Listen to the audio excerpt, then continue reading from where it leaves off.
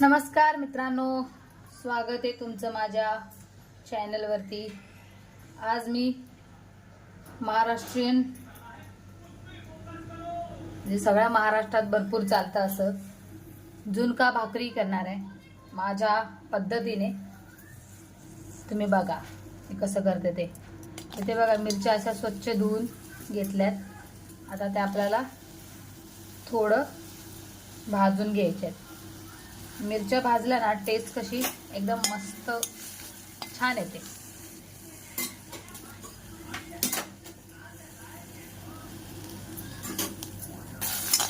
बघा अशा मस्त पैकी अशा मिरच्या भाजून घ्यायच्या। थोडं तेल टाकायचं, कांदा घेतलेला आहे, एक लसूण, कढीपत्ता, टोमॅटो, जिरं घ्यायची आहेत आपल्याला। जिरं त्या प्लेटमध्ये नाही घेतलेली। मिरची मिक्सरच्या भांड्यामध्ये काढून घेतली। आता थोडा लसूण,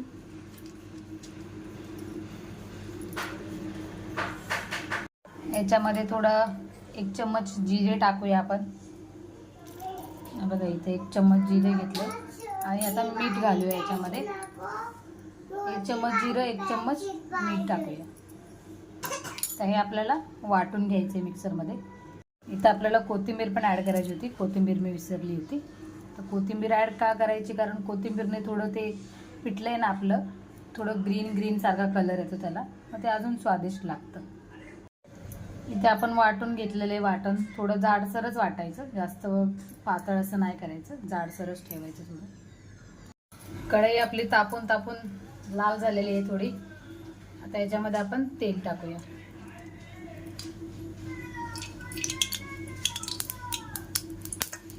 हे तेल आम्ही भजे तळले होते ना त्याचं हे तेल आहे।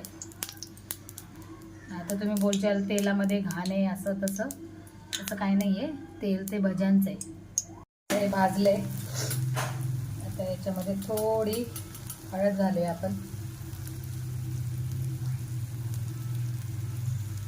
मीठ टाकलं याच्यात 1 चमचा। लक्षात ठेवा तुम्ही टाकताना मीठ व्यवस्थित टाका, नाही ते पूर्ण मिक्स करून। हो माझा कॅमेरा भरपूर हलतोय, कारण मी एका हाताने पकडून आणि एका दुसऱ्या हाताने शूट करते, त्याच्यामुळे कॅमेरा हलतोय तो माझा। आता आपण याच्यामध्ये पाणी घालूया। बघा मसाला आपला मस्त शिजला आहे। आता याच्यामध्ये आपण पाणी ॲड करूया।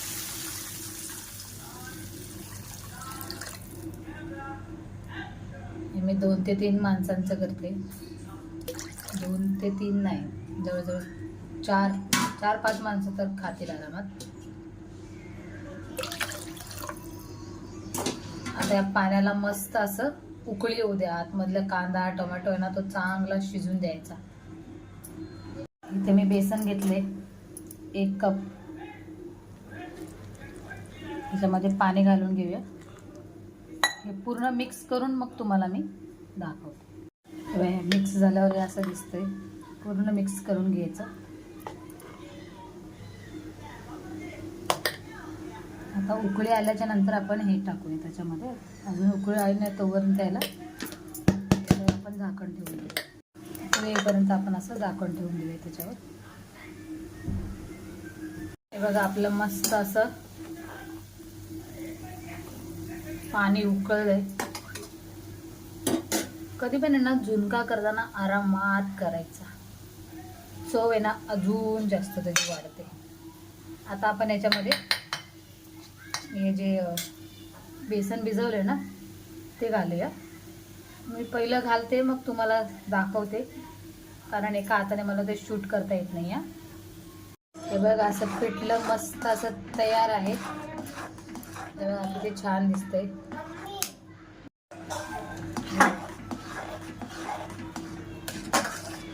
पिठलं करताना अजून एक गोष्ट लक्षात ठेवायची, बेसन हे ओलं करूनच टाकायचं, त्याच्यामुळे कशात गाठी राहत नाही आणि सारखं त्याला असं ढवळत राहायचं। जोपर्यंत एका हाताने टाकायचं आणि एका हाताने असं मिक्स करायचं। मला पकडता आला नाही, कारण कॅमेरा एका हातात पकडला आहे मी, त्याच्यामुळे मी एका हातानेच त्याला हे करते।